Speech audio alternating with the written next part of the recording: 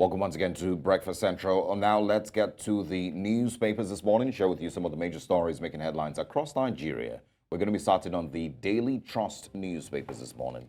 And the big caption there says, why Nigeria, this is in sports, lost 2025 AFCON bid to Morocco. Economy, not hosting our priority, says Reps Committee Chair. Which is a valid angle. Well, yeah. But, I mean, well, I'll get into it. Somebody that's finished eating that will be thinking of hosting people. Yeah. Your people have not eaten. Which food do you want to use to? Although but another argument might have been, sports tourism as well. And also, yeah, that could have also, brought some money to the country. Yes. But I think these are, I would say that these are excuses, after they've lost out, right? So they then have to create, a different picture entirely concerning what, may have happened or why they didn't necessarily need it. But, yes, we lost it to Morocco because Morocco, from what it seems, is, they are better is prepared, more better prepared suited exactly to handle it. So why is Nigeria, the giant of Africa, not prepared, or why are they not suited to handle, AFCON?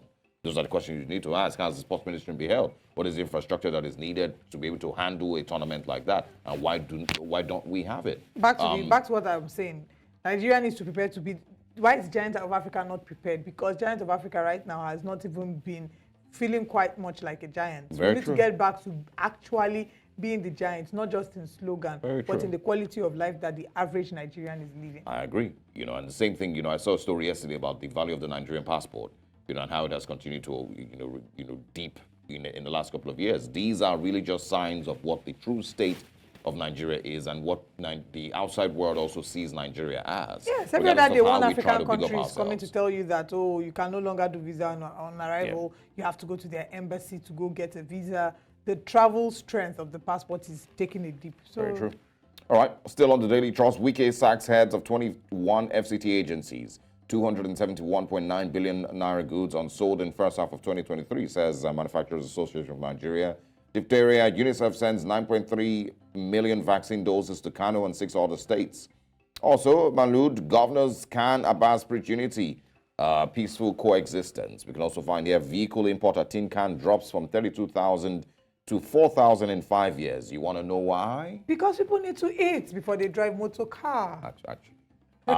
A lot of people can't afford these anymore. Yes, what's referred to as tokumbo. Yes, a lot of people can't afford them anymore. I mean, majority of the average Nigerians cannot afford tokumbo vehicles anymore. So what they are doing these days is buying fairly used Nigerian used vehicles, and that's the best. And even buying the Nigerian from people that are leaving the country, so they are waiting for, who is about to jackpot? Anybody migrating anytime soon? Please sell your. That market has soared in the last few years, and even those cars are extremely expensive. So even the Nigerian used cars, that you would expect would maybe be reasonably cheaper, are crazy expensive.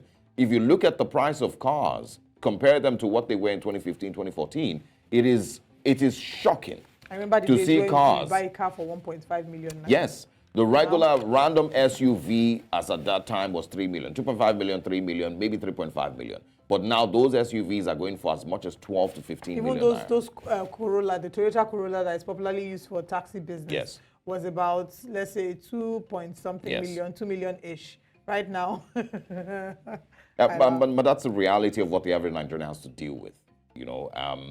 I remember in 1999, just between the Abdulsalami Abubakar and Obasanjo switch, that was when Nigerians really were able to, there was an influx, a crazy influx of vehicles into the Nigerian market because Nigerians at that time were then able to buy, to afford vehicles. That time is in the past. It's no longer the same thing. But let's move away from the Daily Trust this morning to see what's going on in the Punch newspapers. All right, on the front page of the Punch newspaper, Labour faults federal government meeting, insists on indefinite strike. Any fresh meeting won't stop us. It is going to be a mother of all strikes, Labour unions vow. Federal government says new meeting dates will be announced. TUC asks government to account for subsidy removal savings. And that's very important. It's not enough to come and throw huge figures at us and say, in 1 month of not paying subsidy, this is how much we saved. Come and give us an account. How much did you save? Where did the money go to? What was it used for? And now that, we're having conversations again about subsidy again, what's the way forward? Can governors preach peace and hope at Eid al-Malud? Afenifere accuses Obasanjo of ridiculing Obas and demands apology. We're still on this matter. This matter of Obasanjo versus the monarchs. Yesterday, they went I think to it's dig been out blown a out of video. proportion. Yeah, I think it's been well, blown out of proportion for certain individuals' personal gain, political gain, or whatever.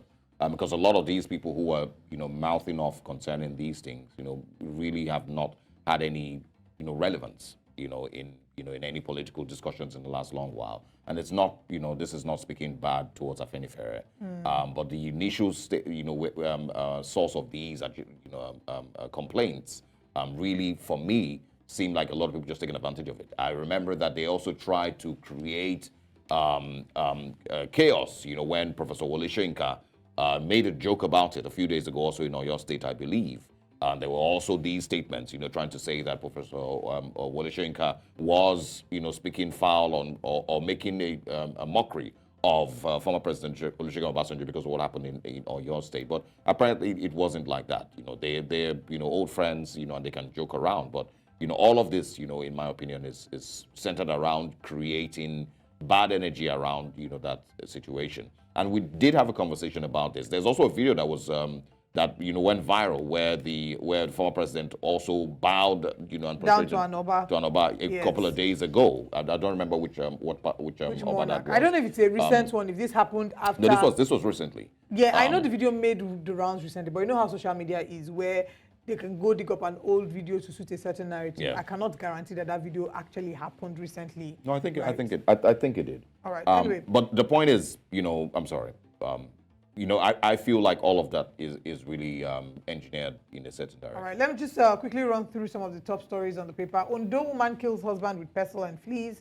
Pipeline repairs gulp 35 billion naira in 18 months. Vandalism persists, according to a report. Debt crisis. Stop tax waivers.